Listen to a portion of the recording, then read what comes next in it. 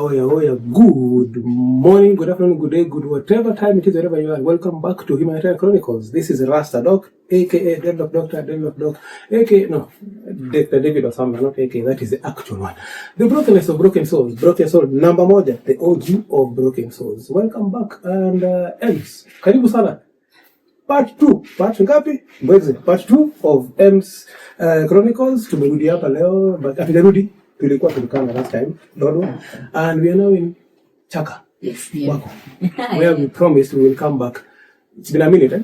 Ilikawia, but usidhani tulipitia Sudan, tukikuja huku, a place called Tawira in northern Darfur, and so we are here. And see, I serve you some coffee in your own house, because I can. I'm not serving me, I'm serving her, because I can't have the black cup. Mtakosa kuniona. Oh my God. Nje magic isha itakuwa half magic.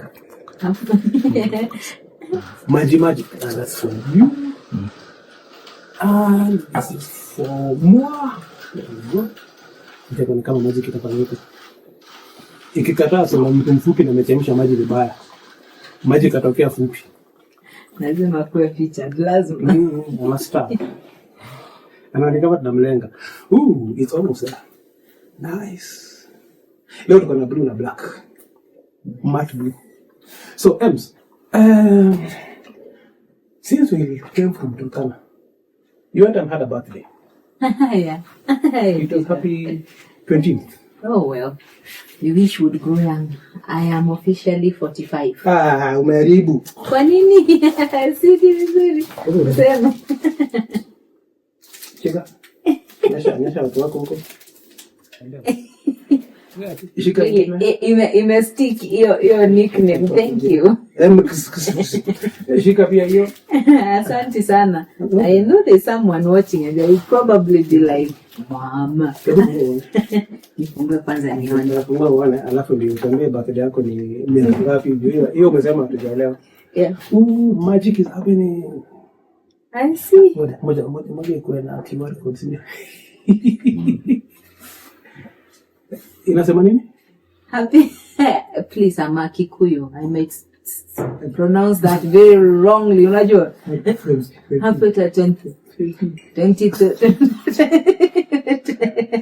Hey, ni ogonda iganira. Imekataa. Thank you very much. Inside unaona? Nimeona. And by the way, guys, that's my name. You know, I know mlikuwa mna doubt, lakini ndio hiyo sasa. Tuna tabs zimeona imeandikwa jina yake. Mkuje muibe. Kwanza kabisa na sana. Ngoja. Relax. Why am I opening your gift? Let me place this gently. Najua hii hujaona. Hii hujaona. Wewe na waidaka sana. Timi na idaka. Naidaka njoo. Jaona hiyo. There's some cappuccino glasses. See, you see? You're surprised now. Oh. There are some cappuccino glasses. Huyo simwambia ataiba. Huyo mwenye aliiba sachet ya kahawa kutoka Turkana. We do not trust him. Oh my God, that is so cute. It never gets hot because it is double wall. It never. Should we try now? Try. Not him. No, wewe. Kwa ufupi katu. Asi nijua naona kahawa. We want to see it through the glass. Yes, wewe leta kahawa. Waita.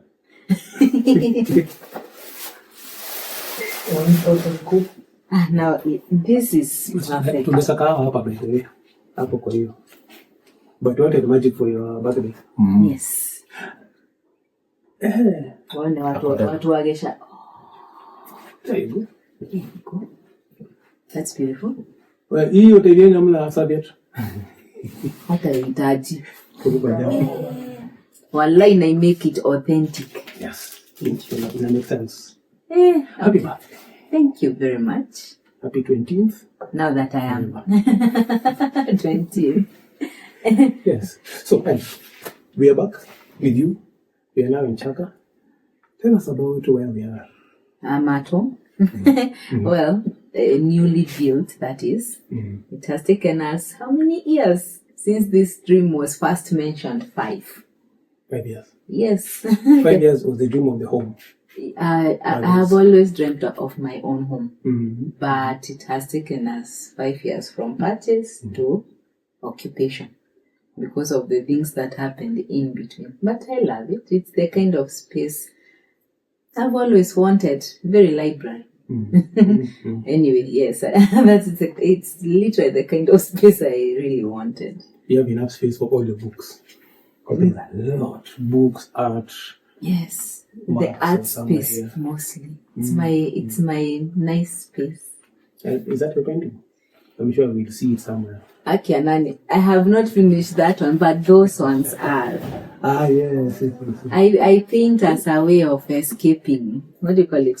I took to painting during COVID. So it wasn't always the thing I did, but YouTube is a good teacher when you use it correctly. Anyway, and also I had enrolled in a library in the US. I have a library card. So they have this very special program where you teach yourself things. I decided I have enough paint brushes to last me a lifetime. Unaongea na mwalimu tu sawa, unaona. Lakini for me it became also a way of, it's a nice, life is art, and I teach a lot of art to children, so why not up the game a little? Yes. Do you sell them? You sell your paintings? Sijaifikiria kuuza jamani. Sufikiria. Unajua shida ya sisi wenye, you know, when you paint something you kind of attach a personal value to it. But okay, for me nilisemanga, okay, I have given away, I have done some seriously good ones. I have had some hanging in people's houses when I intend to. So, but even here, I want, once the painting is done, all the art in the house will be mine. Which is, it's a fantastic way to own your space. That's nice. Yeah. You seem somebody wake washauza. Hakuna kitu kama hiyo. Hapana. Unajua, art, any craft is better when it is authentic. When it is, I hate those photocopy things. Anyway, I have gone and to many places and I admire what the art is. But the original piece speaks volumes. In fact, if you get an artist who can sell your work directly, there is a personal value attached. Ni kama ameacha soul yake hapo ndani. That painting is more valuable than kununua kifotokopia kikusaidia. So no offense to people in business, but it's the truth. AI. So, talking of escape and safe spaces, mental health has been a big thing in the last couple of months. Other than just, was it May that was the Mental Health Awareness Month, and then June was the Men's Mental Health Awareness, something of July, I can't remember, but whatever, those mental health. Basically, mental health is every day. It's every day. So safe spaces are very important. And I know that's what we do at Broken Souls and Healing Network. That's what we do at Ready for Hope, creating safe spaces. Is this your safe space? This is my safe space. I love coming home. Initially, it wasn't. Okay, the place I previously lived, I used to have a problem going home. I don't know if people have a problem going home, but I did. And for a very, very long time. So this now that is new, that is mine, that hasn't had drama, it becomes a place to come to. But also, we create our safe spaces. You input what makes you feel safe. So yes, in a way, I love sitting in my corners with all the light around and with all my paintings and my books because they are so random. Anyway, there are various topics. I'll be reading about operating on someone's head, or I'll be fighting a dragon in an adventure, or I'll be crying in some children's book. But basically, you create your own safe space, and it's good if you can. I know there are places which are not, and especially homes, because we've been doing a lot of community work and we've realized violence happens a lot at home. And no, people don't have a place to escape to, and that is bad. So if we have a place we can go to, the better. Yes. And tell us let's start with good news. What has been your best, I would say, response as a humanitarian? Because you're a humanitarian. And you've been helping a lot of people, children, women, men, people who are struggling, people who are suffering, people who have gone through trauma, whatever it is. what would you consider has been the best in terms of an achievement or a big win? You said you're winning. Is that winning? Yes, I saw that. Remember, yeah. Winning. Well, no, winning. Hakuwa na bahati fulani chocolate. Ingekuwa nikikula. Ningekula hapa tu. Anyway. Yeah, so winning. What has been your biggest win in humanitarian work? I think, okay, now that I think about it, my biggest win would be we have won through stories. Most people don't think that children's stories work, but they are so deep. Oh my goodness, there's a book I love. I think we saw it in Turkana. I Am Enough. And I think I've used that with every single adult that I've ever met, in every single meeting. And we've been able to talk through stories, and I hear them afterwards, which for me, that shows that it works. But I've also won in terms of the kids who've passed through the library. I was telling someone I was in Nanyuki the other day, and I hear, teacher, and I'm like, do I know you? At Java, because of course it had to be a coffee place. Haki anani kahawa, haki Mungu apariki mwenye alileta kahawa. Anyway, so, and then I'm like, mi nakujua, like, you don't recognize me. Ile gari umetoka na mi na recognition might be a problem. Alafu akaniambia, I used to come to the library and now I am a doctor. She is a doctor. Yes, her first year. I have an engineer. Now he's been operational for I think 3 years now. That's how old our library is.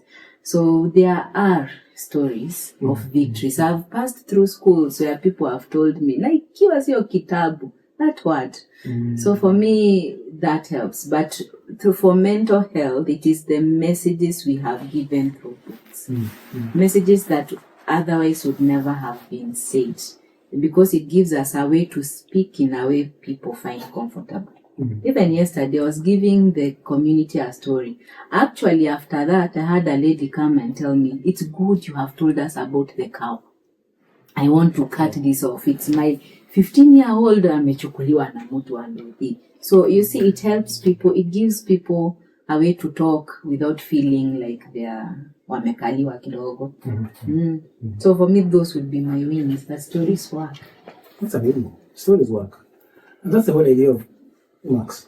That's the whole idea of Humanitarian Chronicles, where we tell our stories from our hearts to the hearts, from the hearts of the audience, from the hearts of to your hearts, so that you get to know what it is that we have gone through, how we've coped, how we are coping, how we are trying to cope, and probably you tell us how you're coping, because we learn both ways. We don't know everything. We don't have everything. We don't have everything under control. We are broken. We are all broken. Somehow, in one way or another. Some of us are more shattered than others. Some of us are less shattered. But the bottom line is, we support each other by understanding where we are coming from. Tackling trauma together. 3 T's. That's the hashtag. Back to humanitarian, and back to mental health, and back to brokenness. What has been, if you can tell us, what has been I don't say a most painful response or a most painful thing you've done, but what would you consider the least win? What do they consider the least win? Personally, I'm a general. Anyway, the least win generally is the people who do not understand why libraries are important. That is horrifying me. Okay. Seriously, everybody needs a book. Hizi mambo za gadget wacheni. Statistics have, data has proven that we become dumb and dumber when we spend more time. No offense to the audience, but it's true. Go do a simple search online and see research has proven that we are actually killing the brains of our children by letting them spend too much time on gadgets. While there are alternatives like libraries, of course. Let them go on adventures, let them play, let children be children, for crying out loud. So for me, it's when I can't manage to convince people that they need libraries, even home libraries. That is terrible. Personally, what is a least win? Akianani sijaingia gym. Exercise. Anyway. But you ride the bicycle. I do all those, but I wish I had told myself earlier. Okay, I know most women don't think that doing things early makes a difference, But please take care of you and put yourself as number one. You matter. That's what I would say. We don't see that, and we've attached too much value on through other people except us. So when I discovered I can do all these things, I was a bit older, and of course because of our age, it tends to be a bit more difficult to put your system in the right mode. But if I had learned earlier that I am valuable, lakini iliyopita sio ndwele tu ya gange yajayo mama aje. Okay. Unaweza Kiswahili? Hapana, ni that one statement. Let me. Ulikuwa umerehearse. Hata sijui imenitoka wapi, ilikuwa imelala kwa subconscious. Unacheki? Uko na subconscious, sio tu. Si tu record na vitabu amesema tuache gadgets.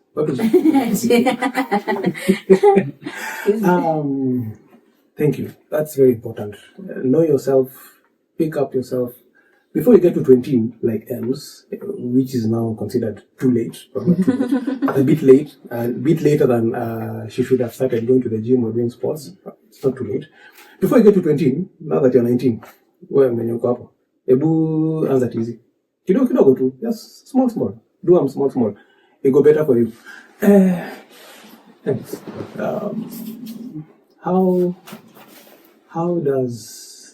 How do you see the reading culture in Kenya? Is it getting better? Is it getting worse? Is it stagnant? Is it non-existent? Because I once somebody I really respected, not anymore, and my first book, The Power of Passion, and they're like, yeah, we support you, They even gave me the forward in that book. So if you know the book, you know who did the forward of that book. Wow, the first book. Yes, Broke Your Soul is the second book. Okay. The first book was The Power of Passion. So I was like, yeah, I want to give you a gift of my book. And then there's all this thing about reading culture. And then, you know, this, I don't know if it's a joke or it's an insult, that you can't have something from an African. You hide it in a book.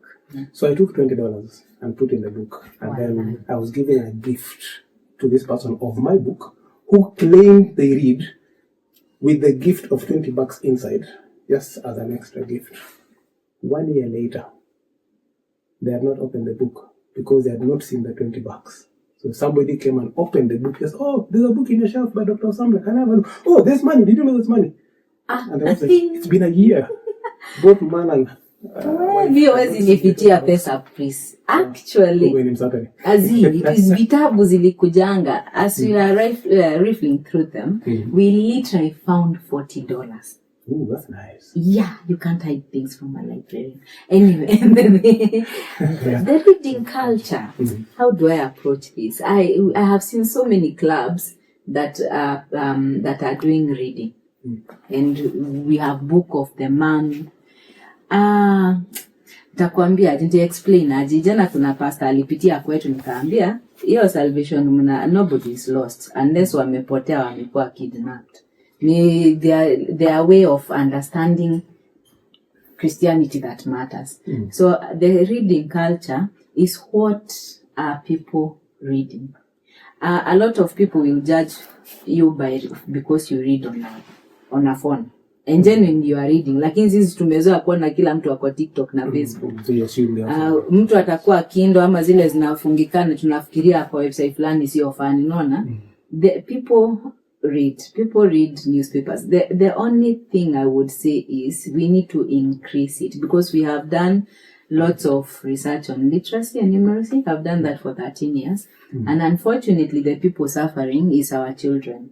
There is, especially when it comes to comprehension. So you can read superficially, like you can give me this and I'm like, imesema uniulize 2 minutes later imesema ni kwa mimi nimeona chocolate. Unaona? Si nimeona unaona? Yes, nimepitisha macho but sijasoma. And that is the problem Kenyans have. And then there is brain fatigue. We have so much noise. Noise from your everyday hustles that has jawak. Mtu anakupigia kelele hapa. Sijui uko na njaa. So much noise, it interferes with the moment you would have a book. But also, kwetu sisi tunajikosea, how many people have libraries in the house? Unajua as long as unaona kitu utafanya tu. Si ni ukweli, if you see a kids utapitia hapo useme hebu nisome kidogo, lakini how many of us have that kind? What is the most prominent thing in your house? What is it that unakutananga nayo? We are so quick to read adverts of the latest celeb.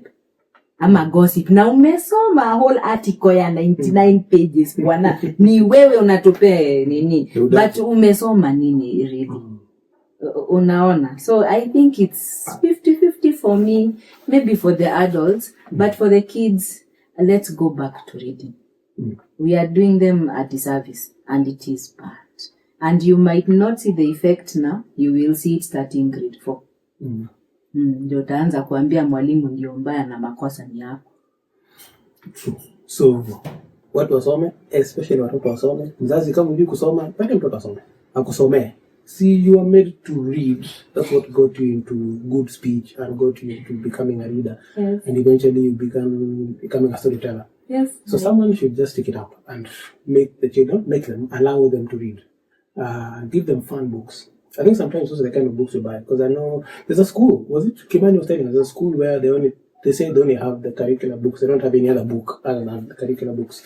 Or the other one was about easy vitabu za wazungu. What did they say about it? You're going to make me curse on camera. Go ahead. No. We will do it. Actually, there's a level of brainlessness that needs to be dealt with. Wewe mwenyewe unaenda unasoma 5 AM club, alafu unakuja kuona kitabu ya mtoto ya storybook anasema hiyo ni ya wazungu. What the heck are you reading? In fact, that is why I always encourage, and especially when you walk into schools, ask that person, what are you reading? Often it's on the table. Then I ask for your library. Because by the time you open your mouth to tell me, ni vitabu za wazungu si uchome zako. You cannot live double standards. Now, first I will say that a lot of, what do you call it? The problem with Kenyans, and this I'm saying without fear of, is that we write nonsense. Let me explain. Have you ever picked up a random children's book and seen the bad English, the bad sentence structures? And then to top it all, you are killing people constantly, or the animals in the book. So every time we ask the children, how will the story end? I'll kill them. They will die. They'll be in an accident. When are we writing science stories? I'm like Eric Carl, who we have used the very hungry caterpillar to teach mathematics, English, science. Because the caterpillar has metamorphosized. And then tell me it's ni kitabu ya wazungu. I had to ask one teacher, okay, show me which word there is different from the Kenyan language that you speak.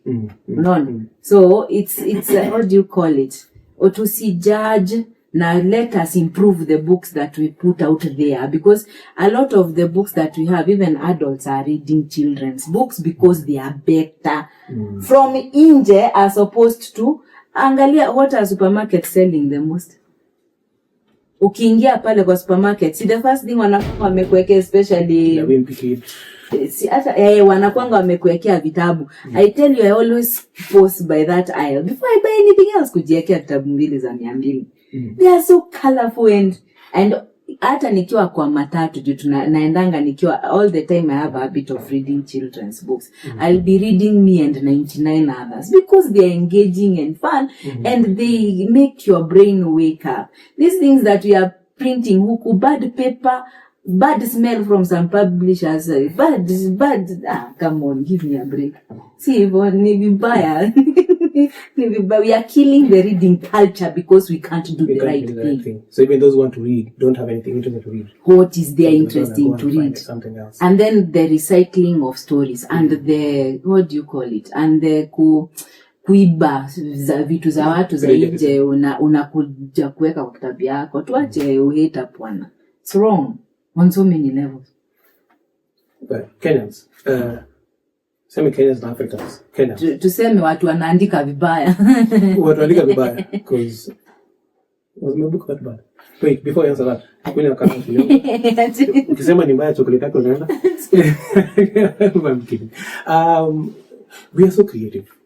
We are super creative. Let me tell you something. and you, the audience. Many places I've gone to as a humanitarian. The hiring managers, the HR people, always ask if I know any other Kenyans who would want a particular position in the organization. And they're very specific. Any other Kenyan, because Kenyans work hard.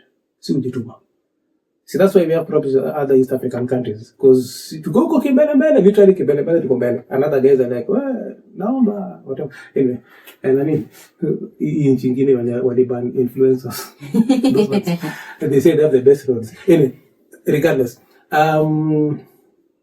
are so creative. We are so good. We are that good on the global scale. And as MC is saying, let's stop being lazy when we begin to write. There's this thing that people have, and I think that's probably the mentality that some of our writers have when they do children's books, is that watoto hawaelewi, they will forget, they won't notice, they won't realize. My daughter, when I released Broken Souls, and I gave them each their sample copy, I have 3 children, so I gave Angel is now 17, going to 18, Kathy is 14, and Joe is now 10. Kathy specifically took that book, and anytime she was not in class or not doing chores or not in the shower, she was reading. Like literally, you go into the car and again, a book. Till she finished it, went with it to school, lent her friends, made sure she took it back home, and in the bus going and coming back, she was reading the book. For her, it made sense because the way the book is written, I hope, in my mind, it was to be able to capture all age groups. So that anybody reading it, the jokes, the stuff like that. Of course, there's the dark parts and the painful parts, but then there's a joke always being sneaked in. Sneak? That one. In a penya katikati yao. Anyway, the idea is that people think children don't understand or don't realize or don't notice. Maybe that's what I'm thinking is why they're doing rubbish books. But even this vitabu vya wazungu, some of them are written by Africans. A lot. Are you kidding me? I've seen Kenyans write from this. There's one that I sijui lakini okay. The paper smells like fish. Shida yangu ni who is publishing for you. I have had others like Ndugu. I love his book, by the way. Nani Chanchori, but he's so dark. He gives me nightmares just to look at his book, but it was wonderful. Anyway, there is Joe. I have read other books by Kenyans, but those very specific ones is because I have met the others, which was nice. Anyway, the thing about their publishers is that they took time to think through what they were doing and actually capture the heart of the matter. When we take to Kenyan publisher, by the way, there's still another one. Why am I forgetting his name? That was by a local publisher. It's called The Man in the Green Dangari. Your kitabu, if please, you can take it to the whole country, please do. Whoever, nimesahau other lakini sa. Haka kitabu ni so simple in its doing, because it was written for, I think, high schoolers. I would give it 14, 15. But it had a story for adults. In fact, there's a time tulikuwa tumefikiria ama tuipeane Nyeri kama book club. Juu huku kuna walevi wengi sana. So, kitabu inaongelelea kakijana pass vizuri sana kakashindwa kwenda uni kakaamua kuwa mlevi. Unajua wale walevi wa mtaro. And that guy is writing exactly like that. Hadi naona mlevi mtaro nikuwa like, wow, jamaa alicapture. And then it is what took him out of that juu. Some guy saw him akienda home, yani alishika maisha yetu as it is, written very well. Akaona kadogi. Si unajua tu tumutina tunakuwa tumetupwa kwa barabara kana kufa kako skeleton. And then akamseka kaamua mimi na ulevi yangu I love animals. Akachukua ile dogi akaenda nayo. Maana kichwa yake kamwambia asubuhi, "Nasi nijengee tu nyumba." That action created an entire book. But you see, this guy is not just writing. I think it must have been a story either of someone he knows or unaona. So he did it so well. So I think it is whoever edits your work, whoever goes through. If you are each book, editor vitabu za watoto, it's time for you yourself to be creative. Juu saa zingine si unyonga talent ya watu. How come the self-publishers are making us buy 10,000 books? Na hizi kawaida mimi nikisoma moja akili imechoka. And I have worked with all publishers by the way. My favorite of course is Oxford. Nasiwa tetei but unasikia jina. Kuna Oxford in Afford. You're an idea. Yes. We have to come back to that. We always have to circle back to that. I want to talk about Riding for Hope shortly. He's a short guy. So, in short, in a short way, before we get to Riding for Hope, what has been your most memorable experience on a motorbike? Or on a bicycle? Or on both? on a bicycle is that I fell on the road. Chinekeo had gone 200 kilometers. Hey. Doltol and back, man. Niko mejiamini. Wallahi ilinichukua like 10 hours kufika. Anyway, my son was like, he caught up with us in less than an hour and a half after struggling that. So, kurudi, ile mvua tulipata Nyeri. I don't know kitu iliambia to my son. I ride next to me. I think he thought I was tired. Kufika Kengongo na mvua imetu. Wallahi umelamba chini alafu unaonea gari hapa. And then, despite my injuries, I woke up very angry. I don't know what it is with riders and falling fantastically. So, and then there's a man across the road scream. I think that is what made it memorable. He was speaking in Kikuyu. Do you know how close you are to death? Yo kichwa tungekuwa tunatoa chini ya gari. I was like, usiniongeleshe. Sio bike imejikunja kila mahali. I'm telling Tush, right? This everything twende kwa tunaenda the shock. And then he's like, Mom, are you broken? Is there something with you? Are you broken? Unajua niliride 1 more kilometer alafu nikarealize kuna mahali nasikia uchungu. Sijui ni wapi. Alafu nikapanda nikilia mpaka kwa library bus hadi home. And that was on a bicycle. On a motorbike, we were going to a place called Sanga with John. He's the one guide who called Laikipia. Iyo barabara iko imeundwa. So it was rocky, hilly, whatever. Which bike? It was his captain. Okay. Mine nitafika hapo. Mine is just dramatic. Kufika, tumeshuka mlima. At first kuna place mbali karibu to kiss bambam ya nini, ya elephant. Ni vile tulienda tumepiga break tu Mungu akafanya elephant itoroke, unaona. Lakini sasa tukishuka hiyo mlima, amenibeba kasina kanaitwa Luki na mimi nyuma as usual na mizigo kadha 39,000. Bike was heavy. Sijui kama umeona bike ikishuka mlima ya kujua boulders ikiwa heavy. Alafu by some miracle akianani aka stop bike at the edge of the cliff. John akakaa hivi ni mrefu so alikanyanga chini akaniambia mimi tuchukue dakika 5 tufikirie tungekufa leo. It was funny because I did not know what to cry. Anyway, the adventures we've had in motorbikes, of course, there is Tia Mamut. We rode for 8 hours on barabaras jaiona to bumps tumejaa from beginning to end. By the time tushuke motorbikes, hakuna mtu alikuwa atembea. It was very dramatic. Unashuka unaanguka. Every single person. I love again John was like, akatoa helmet akaishika hapa akaniambia kansalimia akaniambia na wewe ni mwanaume na nusu. The only hatuko tumeoga 5 days. Anyway, on my own taken is guy yenyewe. When you're learning to ride, please gear up. Mimi nilipark kando ya barabara nikasahau kweli mimi niliumbwa nikiwa mrefu. Mikono tu. Si mwili. Na teke ni refu. So mimi nikitafuta mguu yangu mali nafaa kuweka chini nikasahau kuna mtaro. Nikaanguka ndani. Alafu nilikuwa sijapoza bike. So nimeshika mafuta. Wallahi nichapa pancake. But the thing, anyway, I woke up very dignified because they were eating popcorn and telling me, see, umeamua utaride bike, si uinue. I'm crying for my mother internally, lakini. Anyway. No, motorbike riding is not for everyone. That's what I would tell you. Now, of course, tukiwa na dock Angalani. On the 1cc.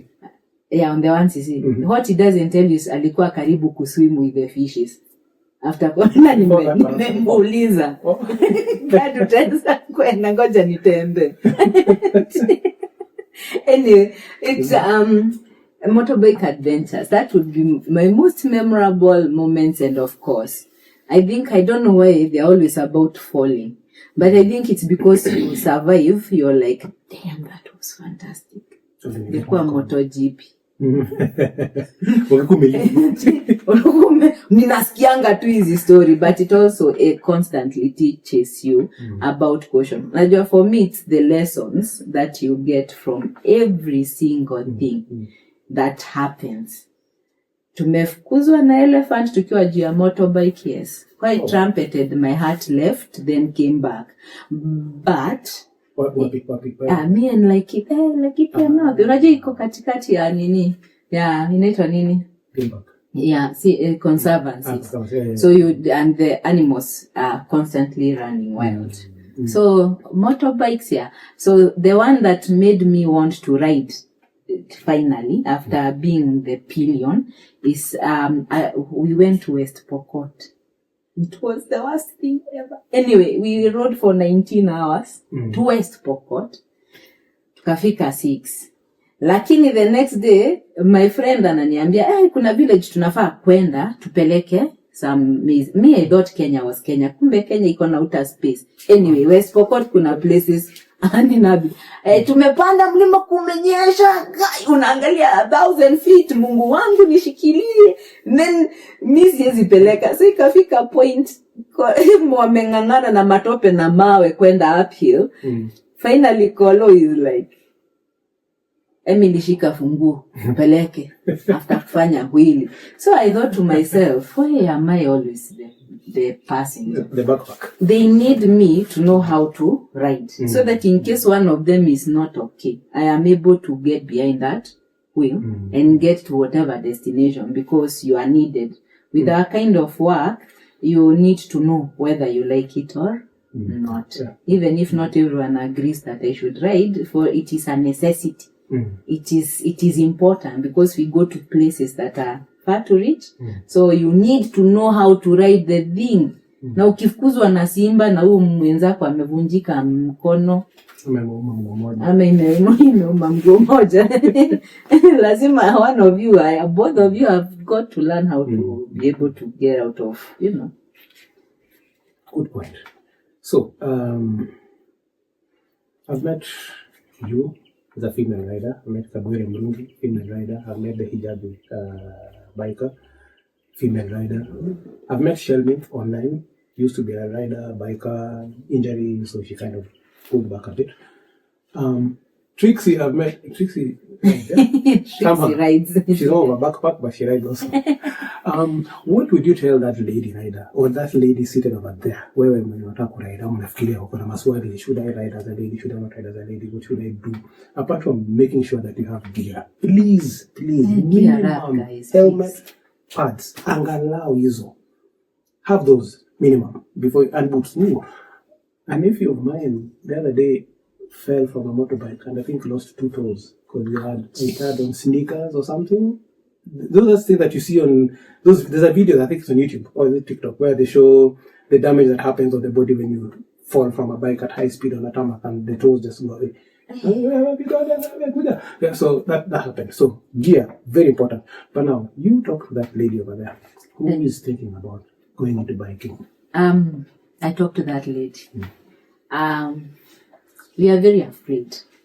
And I won't say that I'm not as confident as I should be on my own bike.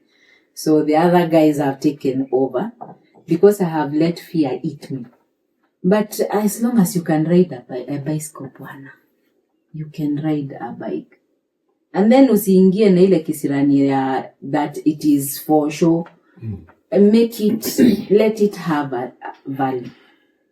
Because if you don't, then it wastes your time. It's just like we are told, don't get a car if you cannot afford it. And most people are like, afford it, what do you mean? Utafuel hiyo kitu bwana. Kama sasa sisi iliniitisha kitu inaitwa gasket, kwanza nikaenda kuangalia gasket ni kusema nini. Ama unakuja fundi anakuambia, unaona hii ni matope ndani. So you will be with every relationship you have, because you and your motorbike, it's a personal relationship. Know that you have got to work for it, and always go back to training if you can. Retrain. Even experts are constantly training. So because of my fear, I ride outside my gate now. At least now I'm comfortable with it. Now I'm like, kesho nitaenda kwa barabara, unaona?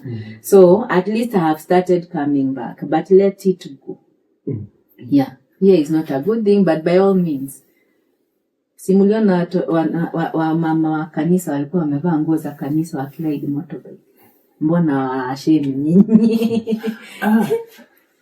Before we talk about riding for hope, I was in Netherlands. I was privileged to be in Netherlands sometime just before I went for border response, 2023 June, for a training, heat training, hostile environment awareness training, basically to get you ready to understand how to deal with explosions, how to spot a mine, what to do when you see a mine, stuff like that. And Netherlands, I'm sure you know, is a country where they go more towards using bicycles, going to work and whatever. And there are certain months or weeks where you only use bicycles. They insist, don't use a car, use a bicycle as much as you can. And this one morning, I'm going for my daily run. I used to run somewhat when I wasn't so lazy. And a lady just passes me, full suit, work suit, handbag hanging across her shoulders, high heels, obviously. And then I jump with like a helmet. And so I was shocked when I saw that, because I'd heard about it from people talking about it. I'd seen it in movies. I'm like, here's any movies. Then shocking, then another one, different ages. So it's a very common thing. That's to say, fear should not stop you. And that's not just for bikes, it's for life also.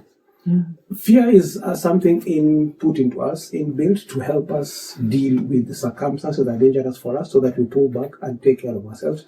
But when it becomes overpowering and then your fear controls you, that becomes a problem. You need to come to a point where you don't allow fear to control you. You control your emotions somehow. That's part of what Broken Souls does. Tackling trauma together, we want to work with you to make sure that you are able to get out of your fear factor, whatever it's called, so that you are able to move to the next level. Some people are stuck and stagnating in one particular point in life. Not just about riding motorbikes and doing whatever you do or doing business.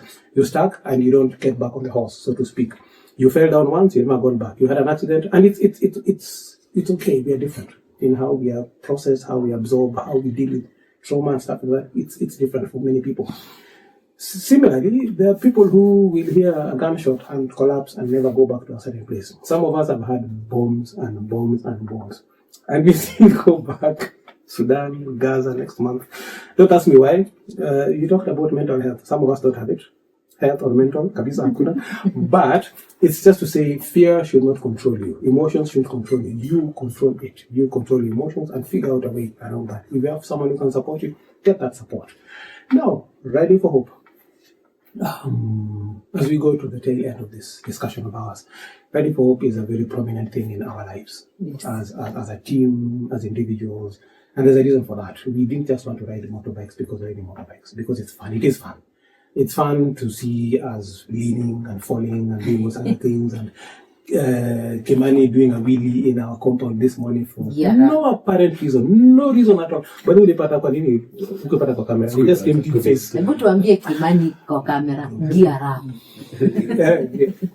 Kuna tulimwa wanted to send you picture sana. Tumetoma kutosha. So we made a decision. I think a lot of us met just online. I met Kagweri on Facebook, you met Kagweri on Facebook, I met Kimani on Facebook, I met you on Facebook, I met at work. But somehow we view social media, as you said, YouTube helped you in painting. We view social media to come together, number one, meet and form this organism called Ready for Hope, so that you're making a difference. There's a lot of suffering in the world today, and everybody is somehow looking at the government. Second idea. One of the American presidents said, don't ask what the government can do for you, ask what you can do for you and for the government. Okay, for you, hopefully, most importantly. So, Ready for Hope was a concept that was birthed by this team. I think it came from Kagweri's mind and then to us. And the idea was to make a difference as we ride, not just riding because we want to have fun. As we have fun, make a difference in somebody's life. What is Riding for Hope to you? One, And two, what is this upcoming event that we keep talking about? 10 bob, 10,000, 10 something. 10,000 what? 10 bob for what? For how long? When? Who? Where? What is Riding for Hope for me? Actually, Riding for Hope for me is... How do I explain this one? Okay. When I first saw the word, I saw it online. God. Kama. And I was like, what is he up to? And then I read what it was about. And I was like, finally someone has said it. Why do we ride? Most people, like you said, think we ride for fun. We don't. We ride to make a difference. And that is what is happening in October. We are giving pencils, 10 bob, pads, rubber, stationery, basically something that will change the life of a child. And it doesn't just have to be a 10 bob. It can be the stationery itself, guys. So why are we doing it? I will tell you the story of a pencil. A pencil is a very small thing in the life of anyone. It's just 10 shillings. And in some cases, kakiwa nusu ni 5 bob. Lakini, iyo pencil, the residents in some place were telling me, kids have been abused for lack of a pencil. And we are talking about sexual abuse.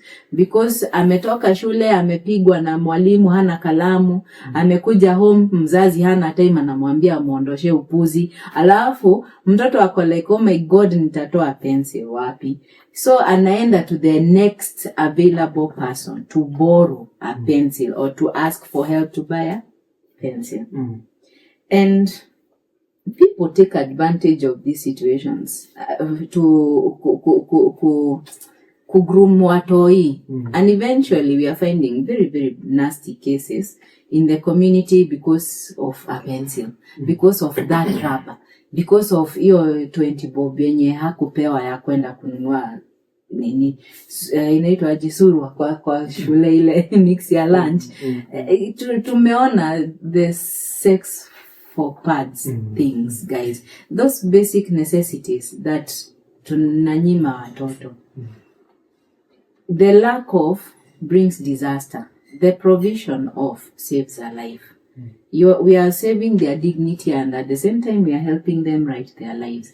We have experimented even before October, and for one of my schools, tulipatia mwalimu each class, grade 1, 2, and 3, tukapatia mwalimu 25 pencils each. The idea was, let the teacher keep the pencils, and then we tell the children, now you can borrow a pencil from the teacher. The class has a pencil. And just the other day I went back and the teacher called me and told me, Aki, thank you. Because now they are not going around wakiranda wakiombana pencil. Alafu, unasikia na ukijana ni mkubwa amemwambia nitakupea lakini. And of course, now they are more comfortable doing their work because it is no longer something that bothers their mind. For a child to be able to learn, their environment has to be good. I went to the same sanga. In fact, it's the one which started this for me. And then I went to the class. I was reading stories. Nikauliza, simtoe pencil tuandike. Ametoa, sinajua ile place ya raba. Ka pencil kamefika hapo. Wanavunja, nikapea pencil that evening. Wanavunjania hivi. Katosha. And it's a real story. And then, nashindwa, what the heck? So and then the same thing, sijui ama ni God weko ataka nione ama whatever. The same evening, nikakuwa nimeshikika na story ya, si unajua mkitravel, women, man, lady riders, you know what happens when your adrenaline is too high. So I went into the girls' dorm and I'm like, kuna mtu anaweza nisaidia aki vitu nilitolea. Mattress, socks, matawi, hata sikuwa ajua ni possible, boss. So we also did at that time a drive for sanitary towels, and we went back and we ensured that the school had a supply for at least an year. So it changes lives. It really does. Yes. So basically we are covering, and that's 50 schools, right? That is being targeted. 50 schools, 10,000 pounds, 10,000 erasers, 10,000 pencils for 10 bob. Yes. 10 bob at a go, or 10 bob per day, depending on how much you can afford, or even more. But 10 bob is the minimum you're asking for. It may look little, it might not buy much. But at least we are looking at using that 10 bob and affiliating all the 10 bobs you get to buy all these things. Yes. We are touching mental health issues, we are touching dignity, we are touching literacy, we are touching children's health. Dr. Kimani, when we were in Naivasha doing a talk, mental health talk for Florence's, the flower farm, one thing that he made sure in the main staff meeting and with the managers, he made sure at the end, he told them, talk to your children. Understand your children, understand what they're going through. There's bullying, there's all this SA happening all over the place. And so, we're not able to do the interview with her this afternoon because she had a case to go and deal with relating to a small child who was murdered. And not the only one, not the first one. There have been many before. Unfortunately, there are many going on. And unfortunately, sadly, there may be more coming up. And it's quite sad that some of these things happen just because of, as you say, a very small thing as a pencil. They didn't have a pencil, they didn't have an eraser, they didn't have food, the parents didn't have, the parents allowed it to happen because watapata chakula. It's unfortunate. And that brings me to what it is that we are doing. We are doing a Learning for Hope, making that difference in that, as you say, there's a school that pencils are available, mental health is sorted out. That stress they would have had for a pencil, that stress they would have had for an eraser, that stress that a girl would have had for a sanitary pad is taken out. Yes. So it allows them to at least focus their mind on study. At least they have one battle, to study and to do well, than having a battle of to study and to do well. Alafu hazi choma soma because hana sanitary pad na hana pencil hana eraser, or sometimes all three are unavailable. And then home kuna mashida. So children are growing up, are forced to grow up too fast, number one, forced to grow up with so much trauma, number two, which eventually one day manifests in the future. Yes. So there's a lady I talked to, unfortunately, for her, unfortunately, because of what she was going through, but fortunately she didn't commit suicide as she had planned to do. And her trauma came from childhood. Parents both died, unfortunately. She survived and was raised by uncles and aunts. Hers wasn't sexual assault, but hers was being beaten physically almost every day from childhood. Eventually, she turned out to have, I think, some health condition that she didn't know about and she was never told about, and maybe the relatives knew, never told her about. And she grew up now, an adult with 2 children. She works and has a business, thankfully, at the moment. But she was telling me that sometimes she has a memory or a flashback of what happened to her in childhood, or looks at herself in the mirror and sees the scar on her head where the uncle hit her with a piece of wood on the head and almost kills her. And she flares up in a temper tantrum. And sometimes her boyfriend has had to leave because of the anger that she now projects on him. Not because he's done anything wrong. She just had a flashback. She looked at the mirror, saw the scar, and then something happened. It triggers. And she did not connect it to what she went through. She knows, yes, she has a flashback and goes into a temper tantrum, but she didn't connect that this is the reason why. So we talked through, I think, for almost 3-4 hours. And eventually we realized, that's where she was coming from. And children nowadays, even from before, unfortunately nowadays fortunately or unfortunately, we have social media, we have all these media options that allow us to expose more things. These things were happening even before. They were there, but they were not being aired. Nobody was reporting them. Nobody was talking about it. Now you have a motorbike and you are taking yourself and going out to the communities. If you did not go to those communities, we may not have known about these things. If Shelmint didn't put together this whole outfit that supports children and women, we may not have known about these children being killed. If Kimani had not gone out and decided he has a passion for pediatric cancer, children with cancer, we may not have known the extremities. Well, Max, we would not have known how bad it is in the sphere of cancer. These things have always been there. We didn't have the ability to see the magnitude. If maybe I wasn't in the field I am in as a humanitarian, I didn't see how much we struggled as medics and as humanitarians that people do. Sometimes you find people drinking heavily or doing drugs or doing both, and unfortunately some eventually commit suicide. If you had to open their brains, you'd see how much trauma they're carrying. Some of it from childhood. Some of it childhood plus what they're going through at the moment. Some of it childhood, adulthood, and everything that has happened around them and is happening around them, and they're just not able to cope. And I now know more about mental health just because of the passion I have for mental health and the group that we came together as a team. Initially, it was a joke, Humanitarian Pickists, now became Broken Souls and Healing Network, which is now becoming an official outfit right now with a whole bunch of people who are doing a lot of amazing things on their own but coming together. Same team is in Riding for Hope. And the idea is to make a positive difference with whatever we have. We won't wait for the government. We won't wait for the money. Sometimes we think we have a lot of money. Do you have a lot It's of money? not about the money. Yeah. Before we finish this interview, tell us about how you sometimes struggle, and the struggle not necessarily you struggling as a person or as a librarian or as a rider or whatever you do, how sometimes you struggle with misconceptions of people thinking that what you do in this magnitude is because you're super wealthy. Wow, it is super wealthy guy. Anyway, the first misconception was when I was previously married on this chapter that my husband used to provide for everything. Oh. Anyway, that aside, that was not true. So the thing is, then there came the misconception that because I have American friends of Kenya, I must have millions in the bank. They give you money. Oh to my God, spend. people, please. Then there came this one, especially lately, that because niko kwangu, I have been billed for, that bus. Huyo. Bus. But the truth of the matter is, I have done this sometimes at zero. I work on the side, hustle sukuna hapa na pale, contracts to be able to fund my passion. And yes, it is the only thing I will wake up and go the full mile because I love what I do. I like to make the difference. So if you're out there telling yourself that it's going to give you money, hebu jiteka mkutano jiambie pole, it won't. It may in the long run. But our thanks come from what the difference that we make. That is it.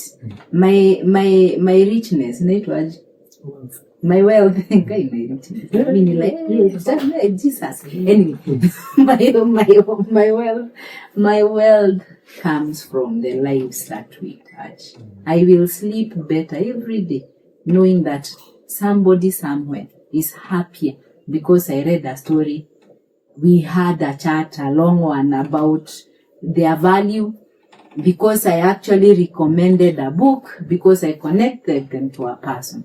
Will this come back to me? Yes. In Kikuyu we say, weka wega menya ni wewe weka. If you do well, know that it's ni wewe umejifanyia, and in one way or another, it comes back. Do I operate on zero? In fact, I operate on negative 10,000 sometimes. So, and I have to walk halfway, get ile matatu cheaper to get to work, which is funny that I have a motorbike. But kuna saa zingine mpaka fuel fund. And I have a bicycle for that reason. So yeah, watu wasijidanganye. The misconceptions are not okay. And if you are planning to get into this work, sometimes even your own people won't support you. So yeah. Thank you. Parting shortly. Let's hope you guys make a coffee.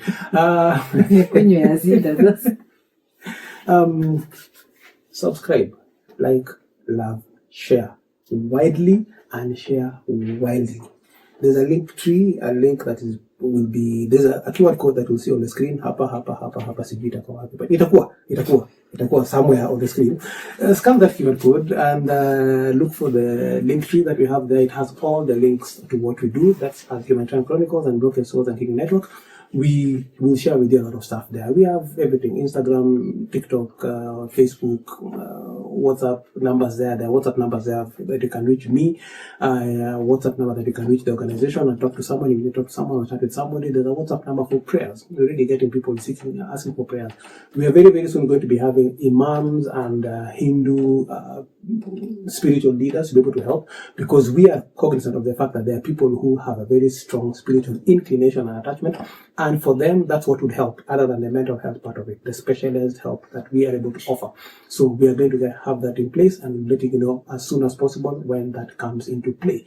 But please, as you share this might help somebody. You sharing what we do, what we say, what we are sharing with you from our hearts to your heart might help somebody find someone to talk to, might help somebody find a safe space. Because Broken Souls at Healing Network is basically a safe space where you can come talk to us, talk to someone about what you're going through, and we will not judge you because we are also as broken as you are. Maybe more, maybe less, maybe the same, but we're all broken. Everybody's broken.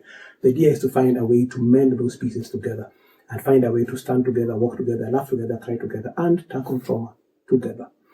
Ends. But in short. Please read. Give books to your children, and not just any book. Make it fun and engaging. And if you need help knowing what kind of books kids can have, you can see us. Plus, also take care of your mental health. Okay? Learn to communicate openly. It's not going to be easy, but at least you'll have taken a step towards a better life. And we write for hope. Mkumbuke ni 10 bob tu.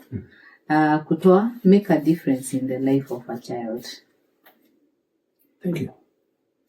10,000 pencils, 10,000 sanitary pads, 10,000 erasers, 50 schools. Just for 10 bob.